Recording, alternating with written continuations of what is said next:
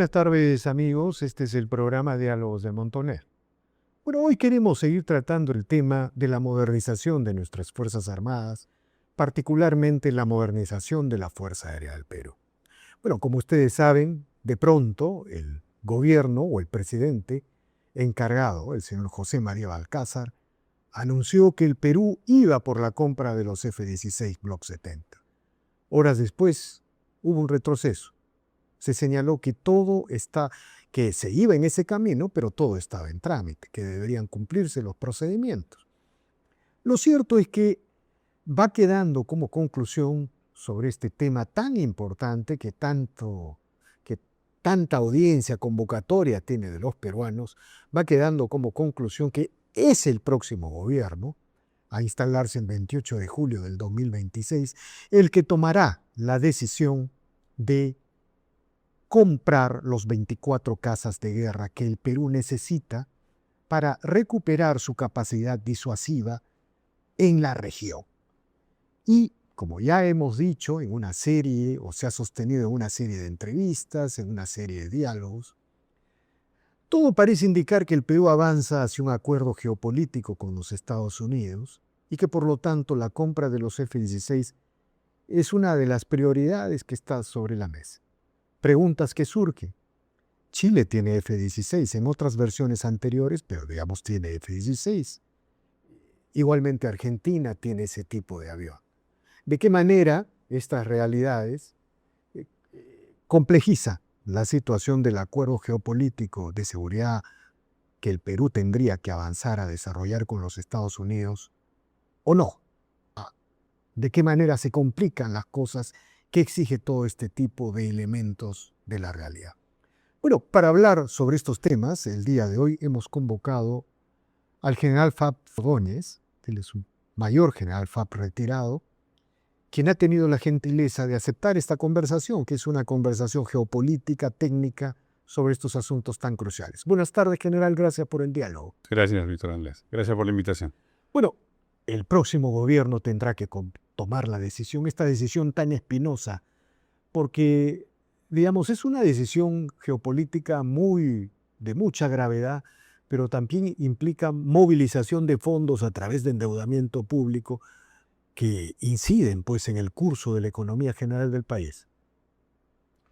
Sí, Víctor Andrés, como tú lo has manifestado en tu introducción, ya desde hace años atrás, más de 2 años atrás, se venía discutiendo sobre la base de 3 criterios, ¿no? La necesidad, la oportunidad y el costo-beneficio. Y los meses han avanzado, el tiempo transcurre y la decisión todavía no se toma. A pesar de que se conoce la necesidad imperiosa de que nuestras Fuerzas Armadas, y especialmente la Fuerza Aérea, recupere su capacidad disuasiva, defensiva y combativa, de que la oportunidad ya pasó, debieron ser estos aviones adquiridos hace más de 6 años atrás. Pero las oportunidades, de alguna manera, las podemos ver desde otra perspectiva, ¿no? Ahora la realidad es que el Perú, como miembro principal o estratégico, no OTAN de los Estados Unidos, ha sido invitado, de alguna manera, a integrar esa red de alianzas o acuerdos internacionales con los Estados Unidos. Podríamos decir que la oportunidad no está perdida. Creo que el tema de discusión va tanto como por la decisión de la inversión, costo-beneficio, y la adhesión a este importantísimo socio estratégico que serían los Estados Unidos de América, ¿no? Que conocemos que con la administración Trump en su segundo gobierno y la publicación de 2 documentos claves, ¿no? La Estrategia de Seguridad Nacional y la Estrategia de Defensa Nacional, se ha puesto meridianamente el objetivo de tener absoluta influencia en América, en el hemisferio americano, evitar o minimizar la presencia de China y Rusia y defender sus intereses, tal como está dentro de los objetivos en ambos documentos, ¿no? Ahora, la decisión de los 24 cazas que parece inclinarse alrededor de los F-16 tiene una complejidad enorme, ¿no es cierto? Porque el Perú, digamos, lo que se sabe es que técnicamente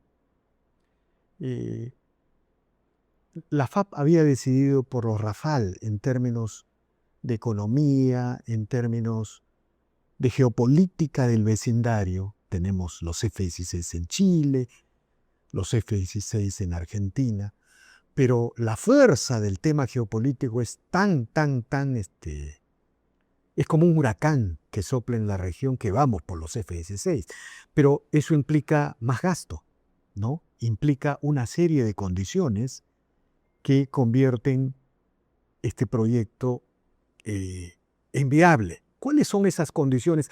Aquí, por ejemplo, yo escuché al general Torres, ¿no?, hablar de la necesidad de un tanquero como mínimo, ¿no es cierto? Cierto. ¿No? De un EWAC como mínimo. Correcto. Para construir un sistema de defensa aéreo integrado, que no eran tan necesarios en el caso de los Rafale. Un comentario al respecto.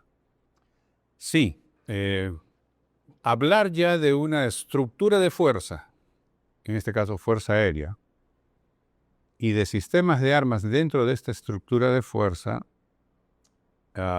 implica en primer lugar decir que con aviones de combate no se completa una estructura de fuerza que tenga las capacidades que requiere la fuerza aérea y que requiere el país para asegurar la defensa nacional en el ámbito aeroespacial.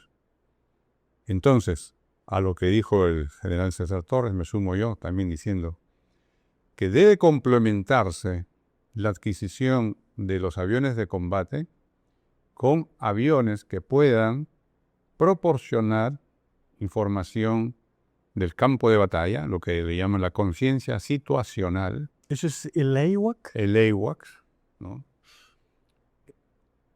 que son aviones que tienen en sí, ya sea incorporado en los lados del fuselaje o sobre la parte superior del fuselaje, sistemas radáricos que permiten, ya sea de forma activa o de forma pasiva, obtener información de todo medio que se mueve, medio aéreo o medio terrestre o medio naval, que se mueve en el área de cobertura de ese radar. Que por supuesto, mientras más alto sea el nivel de vuelo, más amplia será la cobertura.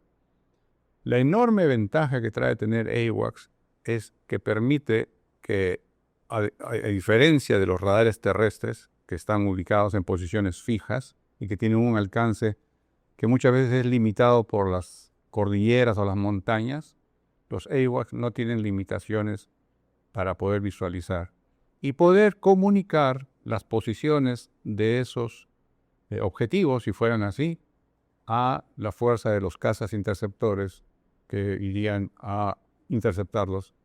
Y estamos hablando de un AWAC como mínimo.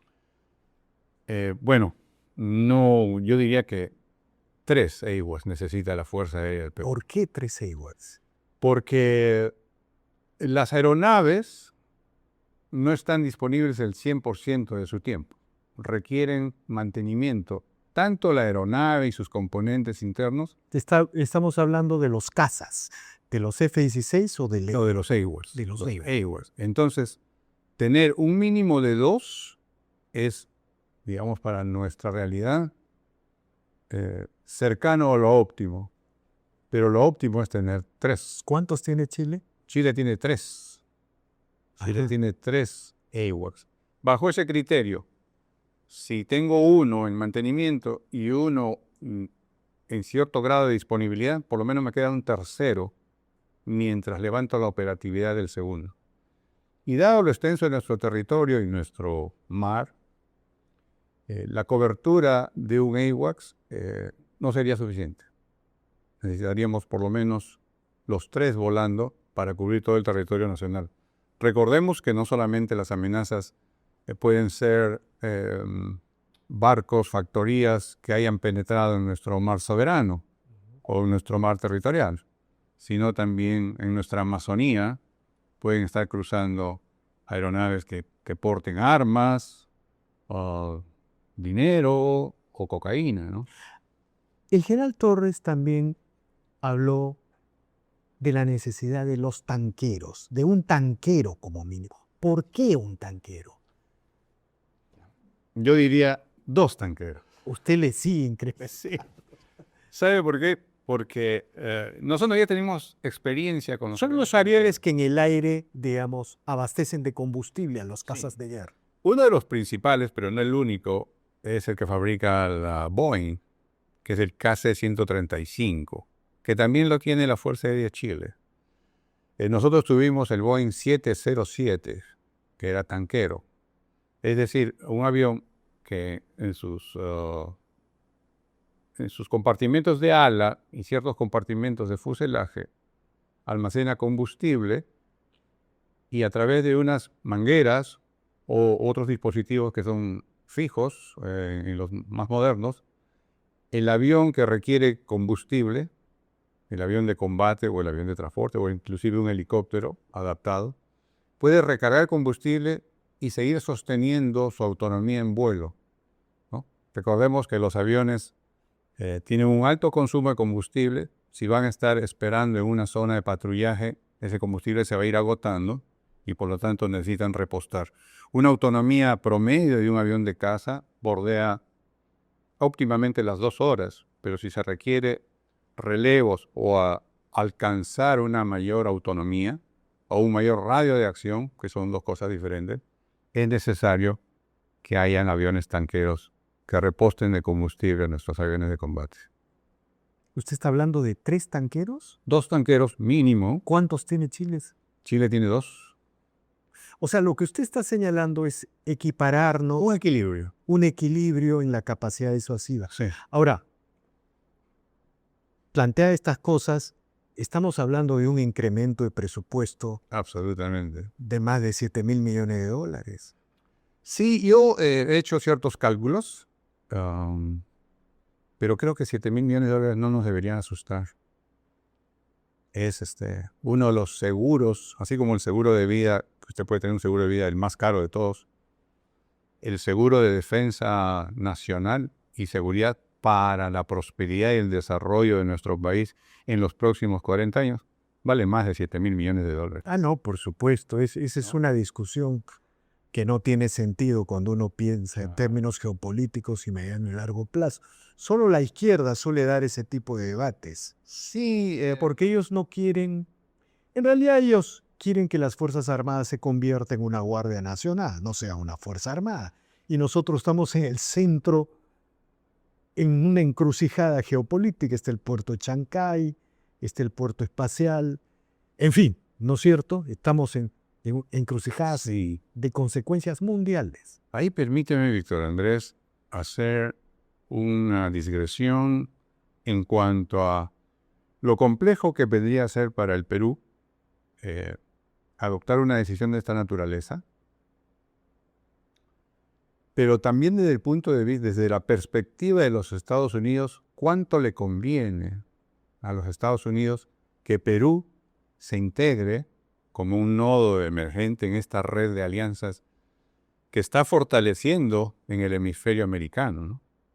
Estados Unidos le ha vendido F-16 a Argentina, ya los tiene Chile y los tiene Perú, y vemos el mapa de América del Sur, tenemos ahí una cuña de defensa que no solamente es para nuestra propia... Es esa cuña de defensa en el Pacífico. En el Pacífico, que Estados Unidos... Y Argentina parte del Atlántico. El Atlántico Sur, con Chile, el Atlántico el Pacífico del sur de Chile y el Pacífico nuestro forman una cuña de defensa, una cuña de influencia, una cuña de contención, que es la doctrina Monroe revivida con su corolario por el presidente Trump, ¿no?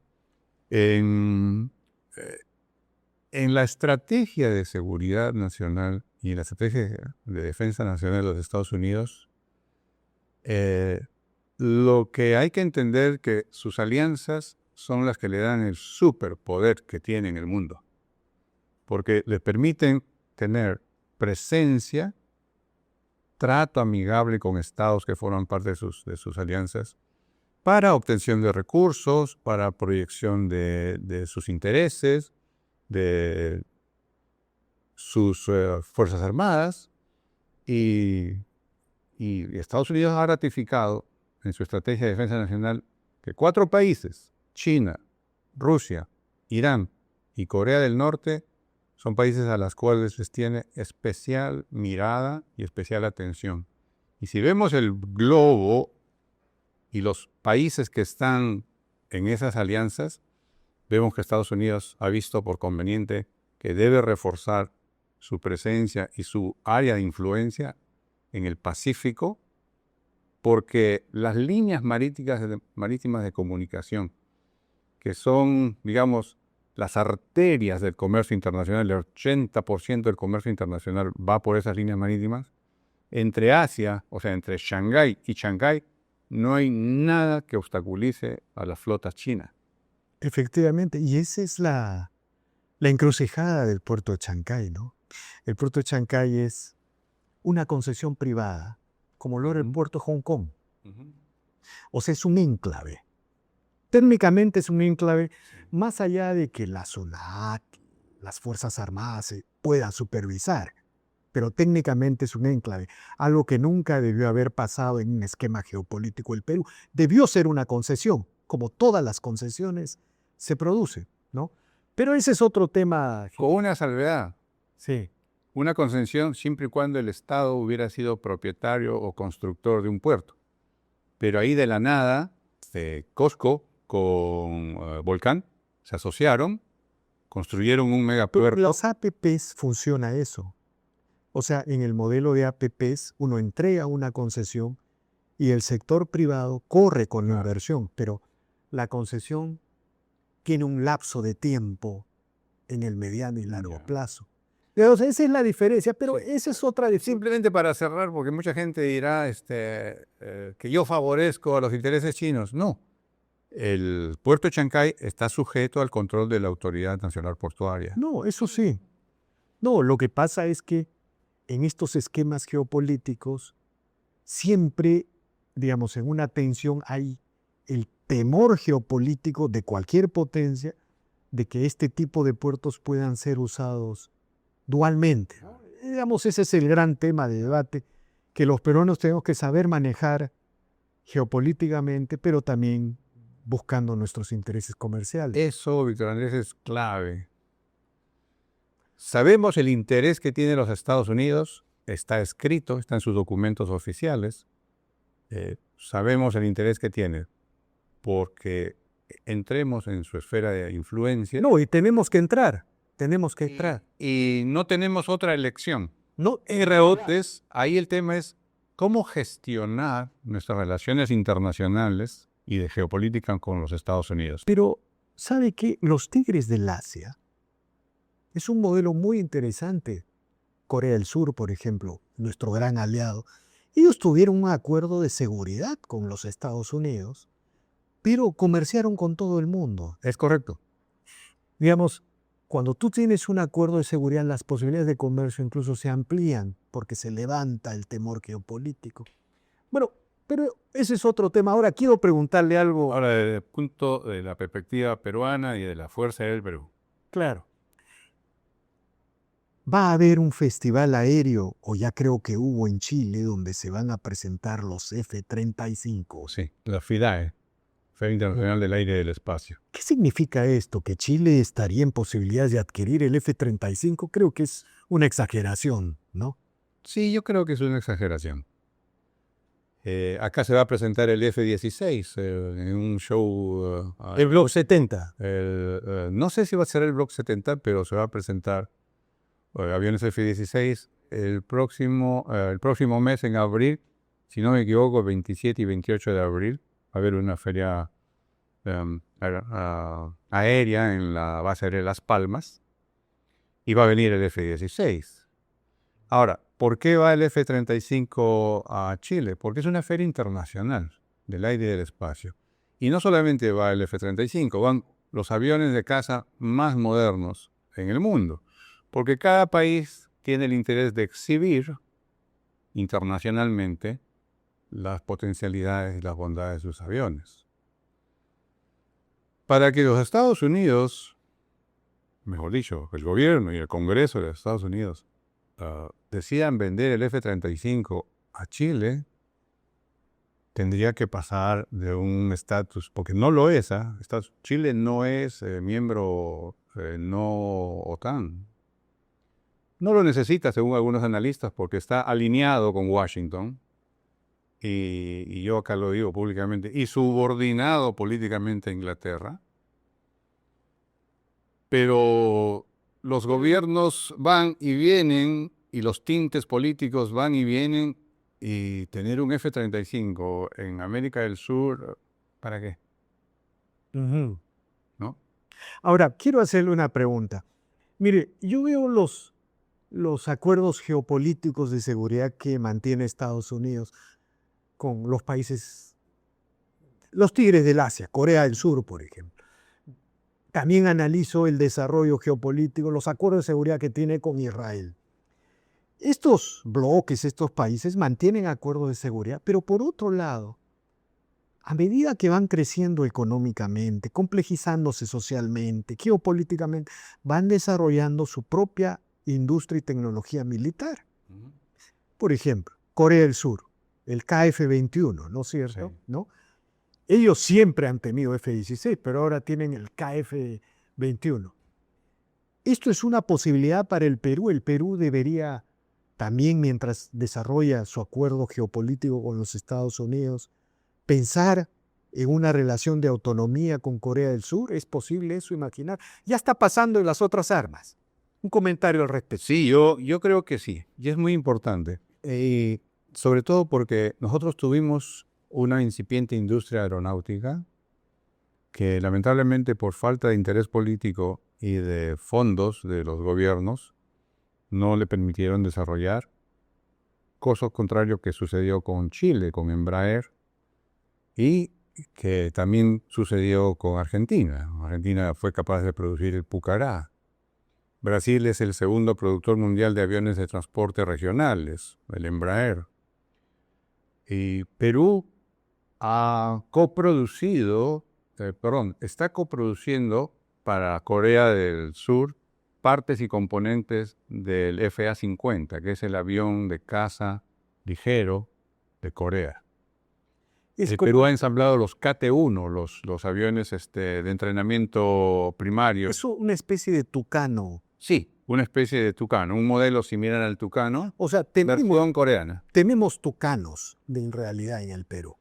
El tucano ya no lo tenemos, Pero es el brasileño no, pero tenemos el KT-1 que es muy similar en forma y en performances al tucano, ¿no? Claro, porque cuando hubo el conflicto, la tensión con Colombia, había el temor, ellos tienen tucanos, ¿cierto? Había el temor de que estos aviones de baja escala le den superioridad en una tensión en la frontera. Sí, y por eso el interés de tener nosotros un equilibrio estratégico y en lo que técnicamente se llama poder combativo relativo, nuestra estructura de fuerza, que la suma de los sistemas de armas sea superior. Y no solamente con AWACS o con aviones tanqueros, necesitamos también radares basados en tierra. Necesitamos sistemas de defensa aérea dotados de misiles para interceptación de aeronaves ofensivas, porque tenemos que proteger las bases aéreas donde van a estar los cazas de quinta generación. Entonces, la inversión está largamente justificada. Y necesitamos satélite de comunicaciones Y por supuesto, y una industria de los drones. por supuesto. Es la guerra de baja intensidad aérea moderna. Está quedando claro en Irán eso. Y esto, Víctor Andrés, no lo deben ver los peruanos como un gasto, sino como una oportunidad de inversión. En alguna entrevista que tuve mencioné que los 5 hombres más ricos del Perú tienen tantos miles de millones de dólares de riqueza y facturan, que podrían interesarse no solamente por el rubro alimentos, retail o cosméticos, ¿no? O cementos o inmobiliarias, sino también sería interesante que se interesen por integrarse a la industria militar nacional. Que es una de las claves del éxito del complejo militar estadounidense. Es decir, el Estado con el sector privado nacional desarrollan tecnología de punta y estas empresas se meten a la cuarta revolución industrial. Interesante idea y un mensaje para nuestro empresariado nacional. Sí, promotor de esto.